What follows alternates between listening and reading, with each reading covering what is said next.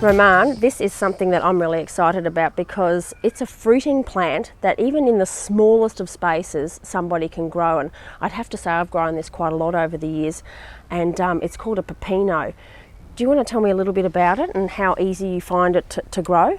Yeah, it's actually new to us. We didn't see that in Europe, but it's tomato family, and the fruit actually is really nice, and it tastes like a rock melon. It goes yellowish when it's ripened, and it's really heavy producing plant and easy to propagate. Yeah, so the fruit usually get a bit bigger than that. That's a young fruit there. It's kind of yellow, but they'll get the size of about an avocado, won't they? A small avocado. And they have that wonderful faint flavour of rock melon. And I suppose the flowers are the giveaway, aren't they? They really do. You can tell they're in the Solanaceae family, related to eggplants and tomatoes. But it's really easy to grow. So now you've been striking it quite easily, new plants. How have you been doing that? Yeah, from cuttings you just take young shoot.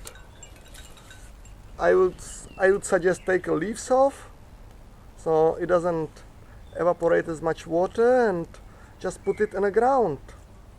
And you've been striking them in water as well? You've got a bucket just here beside us as well. So in this bucket, I've rubbed them in newspapers, and you can see how it's already sending out roots. So really simple to propagate. And I'd have to say, I saw this many years ago. I saw somebody growing it in a hanging basket even. So they had this massive big basket with about 2 dozen fruit hanging off. It was really ornamental. Yeah, and so this we actually even grow in a pot or even styrofoam boxes. We should have a look. Yep, so even if you've only got a balcony or veranda, you could still easily grow pepinos in baskets. So Roman, what have you got happening here?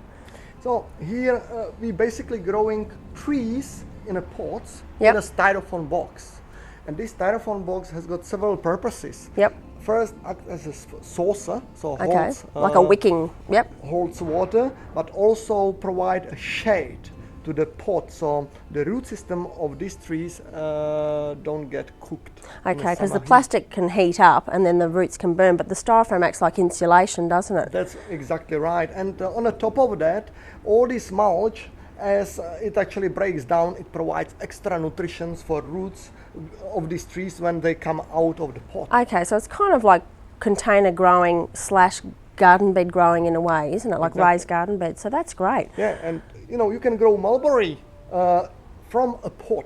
Yeah, and not have any troubles with the roots and drying out and so forth. That's fantastic. And you do grow a lot of other vegetables too, don't you? Just directly into styrofoam boxes.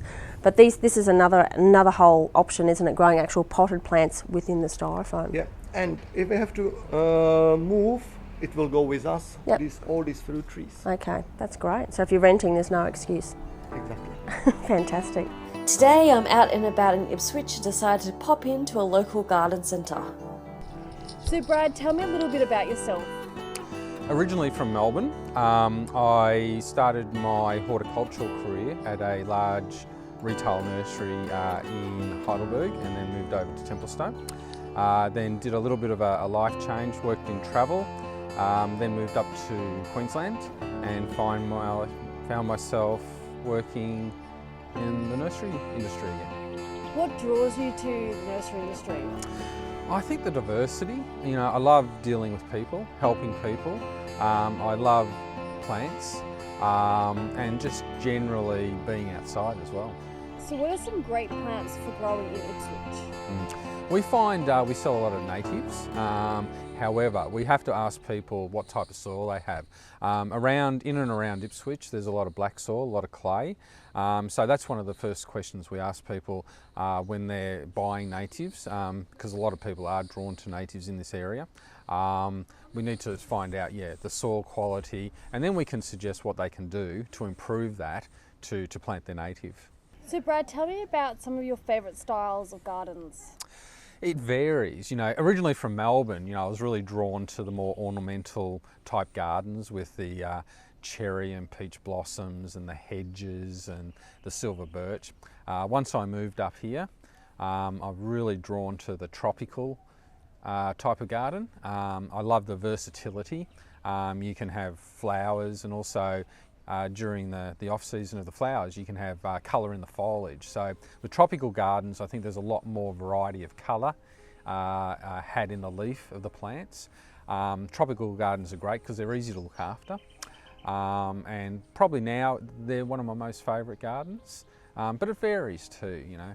I love walking around the nursery and seeing the birds in the native section. So I'm sort of drawn towards that sort of native style now and then. But overall, I think being in Queensland, I do love the tropical style.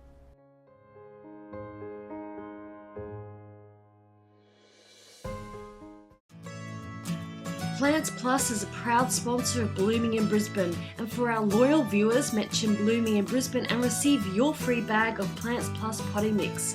T's and C's applies. Visit plantsplus.com.au to find out your local garden centre.